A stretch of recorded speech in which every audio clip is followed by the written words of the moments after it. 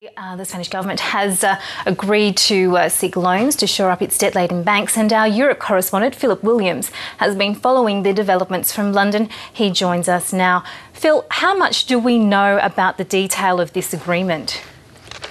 Well, we know that it's going to be directly funnelled to the government, to a special fund, and then farmed out to those banks that need it. Now, not all Spanish banks are in trouble, but those that are in very deep trouble.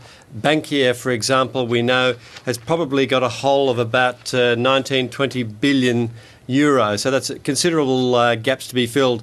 There are estimates anywhere from about 50 billion to about 100 billion will be needed for this bailout, although don't use the bailout word with the Spanish. The Spanish government is saying this isn't a bailout, this is actually financial assistance directly to the banks. The distinction, and the important distinction for them, is if you use that word bailout, it implies the whole government is in trouble, and therefore there are all sorts of austerity measures that will have to be in place, and therefore you end up possibly with a Greek-style situation. So they want to distance themselves from that. They say, yes, we have a problem with the banks. This is a direct injection of capital to these undercapitalised banks, and it doesn't affect the way the government runs. So they're very, very strict on that, and that's why they really wanted to hold off. They didn't want to do this because they didn't want that stigma, that stench of that word bailout attached to their government, because quite frankly they are too big to fail. If there was a sense that that government was failing and investors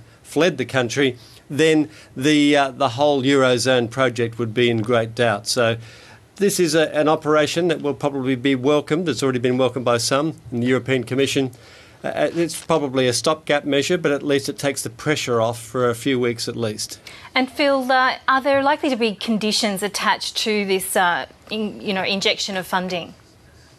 Well, this is the important fact, and this is that the Spanish economy minister wanted to get across. He said there won't be any conditions attached to the government, but as the channelling agency, as the government that is receiving this money and then passing it on to the banks, they'll put on strict conditions to the banks to make sure they restructure and that this sort of situation doesn't occur again. So they're saying, in effect, yes, the money is coming to us.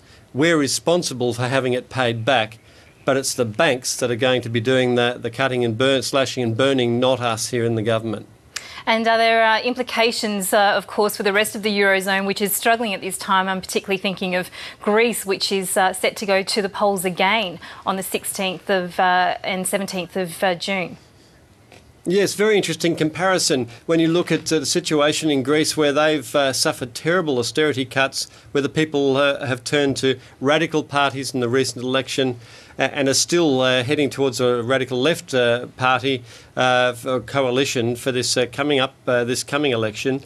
They may well look at Spain and say, well, how come they're getting special treatment? Why aren't they having to slash and burn their public services and cut back at every turn? And it's being demanded of us. Well, it's kind of a different crisis in a sense, in that the Spanish situation is a crisis of banking, and it's restricted to that. The Spanish government has actually done a pretty good job slashing their spending already before this happened. And so they're saying, well, it's not necessary for us to do this.